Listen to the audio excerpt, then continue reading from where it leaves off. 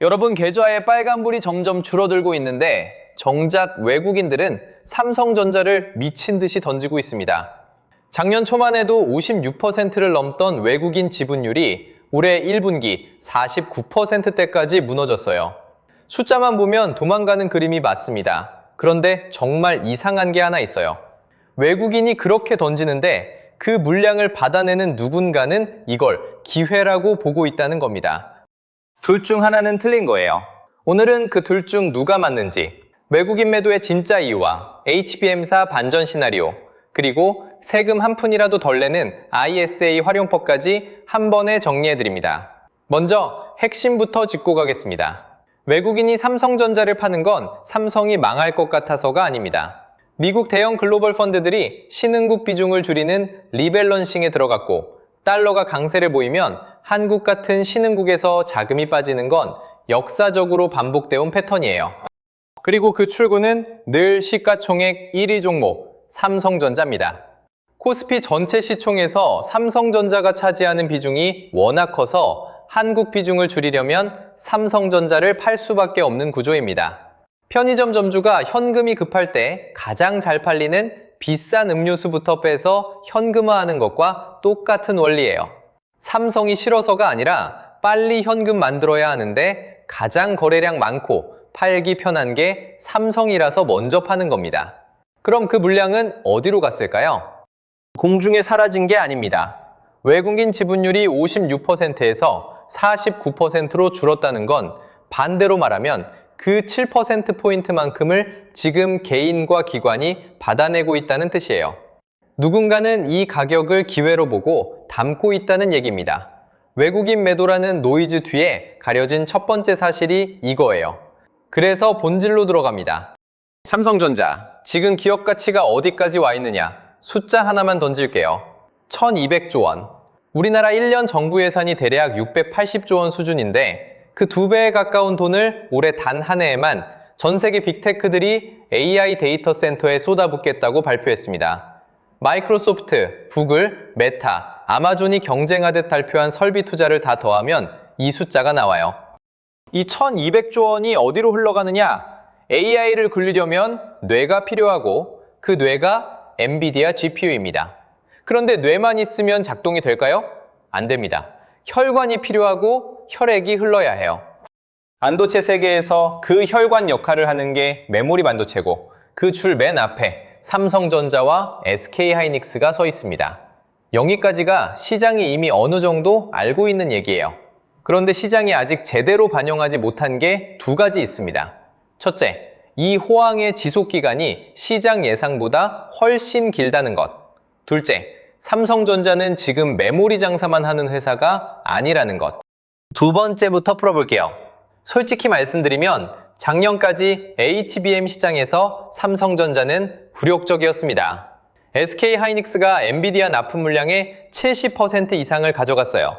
삼성 주주분들 마음이 얼마나 쓰렸겠어요. HBM이 뭐냐? 짧게 설명드리면 D램 여러 층을 케이크처럼 수직으로 쌓아 올린 초고성능 메모리입니다. 일반 메모리가 고속도로 1차선이라면 HBM은 차선이 수만 개 뚫린 초광역 고속도로예요. AI가 방대한 데이터를 순식간에 처리하려면 이 도로가 반드시 필요합니다. HBM3, HBM3 2세대까지는 SK하이닉스가 압도적이었어요. 이건 팩트입니다. 부정하면 안 돼요. 그런데 다음 세대인 HBM4부터 판이 바뀝니다. 왜 그러느냐? HBM4부터는 메모리층 맨 아래에 로직 다이라고 부르는 두뇌 역할 칩을 붙여야 해요. 단순히 데이터를 저장하고 전달하는 메모리가 아니라 일정 수준의 연산까지 처리하는 스마트한 칩입니다. 문제는 이 로직 다이를 SK하이닉스가 직접 못 만든다는 거예요. 하이닉스는 이걸 대만 TSMC에 의뢰해서 제작한 다음 조립하는 방식을 써야 합니다. 반면 삼성전자는 메모리도 자기가 만들고 로직 다이도 자기 파운드리에서 찍고 조립까지 자기 공장에서 끝낼 수 있어요. 이게 바로 턴키 전략입니다. 식당으로 비유하면 하이닉스는 메인 요리는 자기가 하는데 육수는 옆 공장에서 사와야 하는 상황이고, 삼성은 재료 손질부터 요리, 플레이팅, 서빙까지 자기 주방에서 원스톱으로 끝내는 구조예요. 고객 입장에서 어느 쪽이 더 빠르고 더 싸고 공급 안정성도 높을까요? 답이 뻔합니다. 실제로 업계에서는 삼성전자가 HBM4부터 자사 파운드리 4나노 공정으로 엔비디아 납품을 테스트하고 있다는 소식이 나오고 있어요. 엔비디아 입장에서도 하이닉스 한 곳에만 의존하는 건 공급망 리스크라서 삼성을 두 번째 공급사로 키우고 싶은 강한 동기가 있습니다. 여기서 결정적인 숫자 하나, 만약 삼성이 HBM4 물량의 30%부터 40%까지만 가져와도 지금 증권사들이 깔아놓은 이 추정치는 통째로 깨집니다. 어닝 서프라이즈가 안 날 수가 없어요. 바닥에서 폭발하는 주가 패턴, 바로 이때 나오는 겁니다. 언제 이걸 알 수 있느냐? 딱 두 가지만 보세요. 첫째, 경제지 헤드라인에 삼성전자 HBM4 수율 정상 궤도라는 표현이 뜨는 시점. 둘째, 엔비디아 차세대 AI 칩 공급망 발표에서 삼성이 몇 퍼센트 비중으로 들어가는지, 이 둘 중 하나만 긍정 신호가 와도 그 자리가 진짜 매수 타점입니다. 지금부터 이 두 가지 키워드만 알람 걸어두세요. 여기서 잠깐, 영상이 도움되신다면 구독과 좋아요 한번 부탁드립니다. 이제 더 결정적인 두 번째 카드, 파운드리 얘기로 넘어가겠습니다. 저도 작년까지 솔직히 삼성 파운드리는 걱정이었습니다. 매년 적자를 몇 조 원씩 내는 걸 보면서 이게 언제 멈추나 싶었거든요. 파운드리가 뭔지 한 줄로 정리하면 반도체 설계도는 있는데 공장이 없는 회사들. 그러니까 애플이나 엔비디아 같은 데서 그 설계도대로 반도체를 대신 찍어주는 초정밀 공장입니다. 이 시장을 거의 독점해온 게 대만의 TSMC고 점유율이 60%부터 70%까지 수준이에요. 그동안 삼성 파운드리는 10%대 초반까지 쪼그라들었고 작년 적자가 6조 원을 넘겼습니다. 숫자만 보면 비참하죠. 그런데 주식시장에서 주가가 가장 미친 듯이 오르는 구간이 언제인지 아세요? 100억 벌던 회사가 200억 버는 때가 아닙니다. 수조 원씩 적자 내던 회사가 흑자로 턴어라운드하는 그 순간이에요. 시장이 이 회사를 그동안 적자 기업으로 계산해 왔기 때문에 흑자 전환이 터지는 순간 몇 년치 서러움이 주가에 한꺼번에 반영됩니다. 그 신호가 이미 나오기 시작했어요. 삼성 파운드리는 올해 하반기부터 적자 폭이 급격히 줄고 내년 흑자 전환 시나리오가 현실화되는 분위기입니다. 텍사스 테일러 공장 본격 양산도 시작되고 있고요. 그리고 충격적인 소식 하나. 블룸버그 보도에 따르면 애플이 아이폰 칩 위탁 생산 파트너로 TSMC 외에 삼성전자와도 물밑 협상을 벌인 정황이 있다는 겁니다. 애플이 왜 이걸 하느냐? TSMC가 독점 지위를 이용해서 단가를 너무 비싸게 부르거든요. 애플 입장에서는 협상력을 키우려면 다른 선택지가 있다는 걸 보여줘야 합니다. 그 압박 카드가 삼성전자예요. 여기서 진짜 본질은 숫자가 아니라 의미입니다. 애플의 칩 주문 중 단 10%만 삼성으로 와도 이건 세계에서 가장 까다로운 고객의 인증서를 받는 거예요. 그 이후엔 메타, 구글, 테슬라가 줄을 섭니다. 파운드리 사업은 한 번 계약하면 공정 세팅 비용 때문에 고객이 쉽게 다른 공장으로 못 옮겨요. 락인 효과예요. 한 번 잡힌 고객은 못 도망갑니다. 그래서 지금 가격이 얼마나 비정상이냐. 삼성전자 30년 평균 PER이 약 9.8배입니다. 그런데 최근엔 5배 언저리까지 내려간 구간도 있었어요. 시장이 이 회사를 역사적 평균의 절반 수준으로 깎아내리고 있다는 뜻입니다. PBR도 마찬가지예요. 장부에 적힌 순자산보다 주가가 낮다는 건 극단적으로 말하면 회사 문 닫고 공장이랑 특허 다 팔면 지금 주가보다 더 많은 돈을 받을 수 있다는 뜻이에요. 그 정도로 싸게 거래되고 있다는 겁니다. 내년 삼성전자 예상 영업이익은 40조에서 50조 원 사이로 추정되는데 여기에 역사적 평균 PER만 갖다 대도 지금 주가 대비 거의 2배에 가까운 값이 나옵니다. 여기서 한 번 더 시야를 넓혀보겠습니다. 지금 우리가 보는 그림은 사실 끝물이 아니에요. 1999년 인터넷 붐 때 진짜 돈을 번 사람은 닷컴 주식에 들어간 사람이 아니었습니다. 진짜 대박은 그 이후에 터졌어요.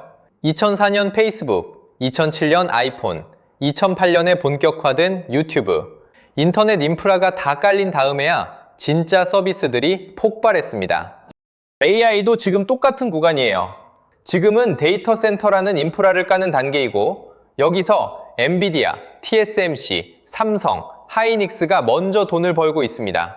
그런데 진짜 서비스 단계, 그러니까 AI가 일상 안으로 들어오는 온디바이스 AI 시대는 이제 막 문을 열고 있어요.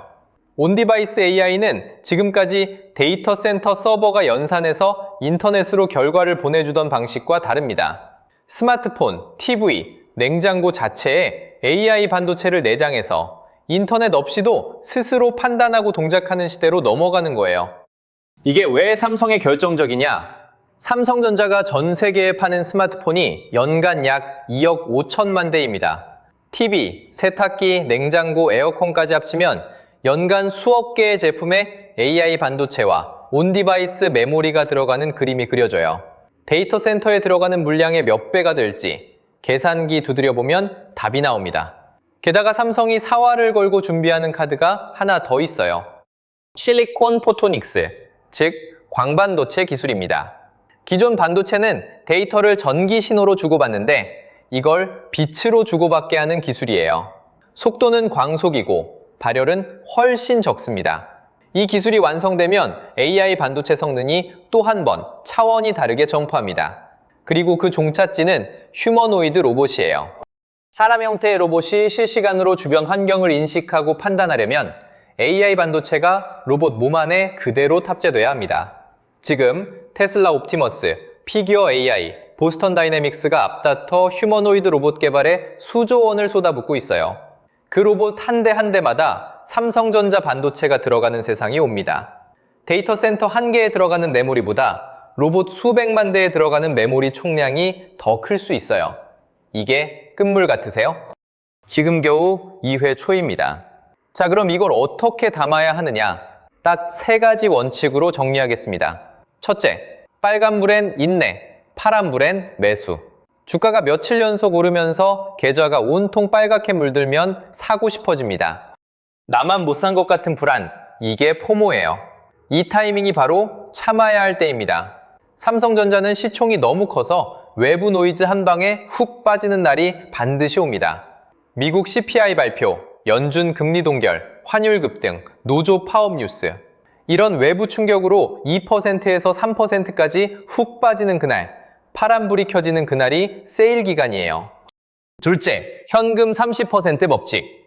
아무리 삼성전자가 좋아도 전 재산 몰빵은 절대 금물입니다. 항상 투자금의 30%는 현금이나 CMA 통장에 남겨두세요. 폭락장에 살 돈이 있는 사람이 결국 가장 많이 버는 사람입니다. 셋째, 노이즈와 팩트를 분리하라. 외국인이 며칠 팔았다. 노조 파업 경고가 나왔다. 이런 건 노이즈예요. 곧 지나갑니다. 하지만 HBM사 수율 안정화 확인, 파운드리 흑자 전환 공식화, 애플 물량 수주 공시, 이런 건 팩트입니다. 노이즈에 쫄지 말고 팩트에 베팅하세요. 혹시 지금 고점에 물려서 마이너스 계좌 보고 계신 분들, 지금은 손절할 타이밍이 아닙니다. 이미 수십 배 오른 다른 주식으로 갈아타는 게 훨씬 큰 리스크예요. 오히려 지금처럼 파란불 뜰 때마다 1주, 2주씩 기계적으로 더 사면서 평균 단가를 낮추는 게 정답입니다. 시간은 우리 편이에요. 그리고 마지막으로 아무리 좋은 종목으로 수익 내도 세금 15% 넘게 떼이면 억울하잖아요. 그래서 반드시 알아두셔야 하는 게 ISA 계좌입니다. 개인 종합자산관리 계좌라는 이 통장 안에서는 주식 투자 수익에 대해 최대 200만 원까지 세금이 한 푼도 안 붙습니다. 서민형은 400만 원까지 비과세예요. 그걸 넘는 수익도 15.4%가 아닌 9.9% 저율 분리과세로 끝납니다. ISA는 3년 묶인다고 걱정하시는 분들 많은데 반은 맞고 반은 틀려요. 납입원금은 언제든 꺼낼 수 있어요. 수익 부분만 남겨두면 페널티가 없습니다. 그리고 3년 만기 채운 뒤 연금저축계좌로 이전하면 이전 금액의 10%, 최대 300만 원까지 세액공제를 추가로 받을 수 있어요. 나라가 대놓고 돈을 얹어주는 구조입니다. 숫자로 한번 보여드릴게요. 5천만 원을 투자해서 5년 뒤에 1억이 됐다고 칩시다. 일반 계절에 쓴 사람은 수익 5천만 원에 15.4% 세금이 붙어서 800만 원 가까이 그냥 날아갑니다. ISA 계절을 쓴 사람은 비과세, 저율 분리과세까지 더해지고 연금저축 이전으로 세액공제까지 받으면 두 사람 사이에 500만 원 이상 차이가 벌어져요. 똑같은 종목, 똑같은 타이밍에 샀는데 계좌 세팅 하나로 몇 달치 월급이 갈립니다. 자, 오늘 내용 한 줄로 정리하겠습니다. 삼성전자는 지금 극단적 저평가 구간에서 세 가지 대형 호재의 동시 폭발을 앞두고 있습니다. 첫 번째 호재, HBM사 턴키 전략으로 SK 하이닉스가 독점하던 고부가가치 시장을 삼성이 분할 점령하기 시작한다는 것. 두 번째 호재, 수조 원씩 적자 내던 파운드리 부문이 흑자 전환하면서 주가가 이 새로운 현실을 반영하기 시작한다는 것. 세 번째 호재, 온디바이스 AI와 로봇 시대가 열리면서 삼성의 수요 기반 자체가 스마트폰 수억 대, 로봇 수백만 대, 자동차 수천만 대로 확장된다는 것. 이 세 가지가 동시에 현실화되는 시점에 바닥권에 머물러 있는 PER과 PBR이 정상화되기 시작하면 주가는 어디로 갈까요? 저는 두 가지 시나리오로 봅니다. 낙관 시나리오는 HBM사 수율 안정화 뉴스가 하반기에 나오고 파운드리 흑자 전환이 내년 상반기에 공식화되면서 외국인 수급이 돌아서는 구간에서 강한 랠리가 나오는 그림이에요. 증권사들이 제시한 30만 원 선이 현실적인 사정거리 안에 들어옵니다. 보수 시나리오는 거시 불확실성이 이어지며 주가가 한동안 박스권에 머물더라도 그 기간 동안 배당을 꼬박꼬박 받으면서 평균 단가를 낮추고 내년 폭발을 기다리는 전략입니다. 어느 시나리오로 가든 지금 손절은 답이 아닙니다. 다시 처음 질문으로 돌아가 보겠습니다. 외국인이 몽땅 팔고 도망가는 지금 삼성전자를 버려야 할까요? 답은 단호합니다. 아닙니다. 지금은 버릴 때가 아니라 펀더멘털을 믿고 남들이 공포에 던지는 주식을 차분히 주워 담을 때입니다. 단기 롤러코스터에 멀미하지 마세요. 10년 뒤 우리 집 냉장고에, 내 차에, 집안을 청소해주는 로봇에 삼성전자 반도체가 들어가는 세상을 상상해보세요. 그 반도체를 만드는 회사 주식을 지금 이 가격에 살 수 있다는 사실 자체가 기회입니다. 주식시장에서 돈 버는 건 똑똑한 사람이 아니라 엉덩이 무거운 사람이에요. 여러분, 다 같이 단결성투합시다.